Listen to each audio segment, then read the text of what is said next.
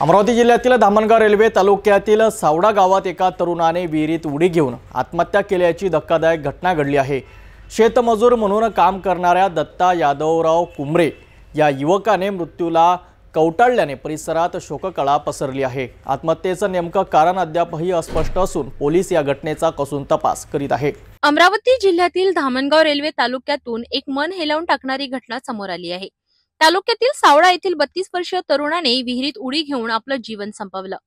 दत्ता यादवराव कुमरे असं या मृत तरुणाचं नाव आहे। तो गावात शेतमजूर म्हणून काम करत होता। प्राथमिक माहितीनुसार मृतक दत्ता कुमरे गेल्या काही दिवसांपासून मानसिक तणावाखाली होता असं ग्रामस्थांनी सांगितले। मात्र या तणावाचं नेमकं कारण काय होतं हे अद्याप स्पष्ट होऊ शकलेलं नाही।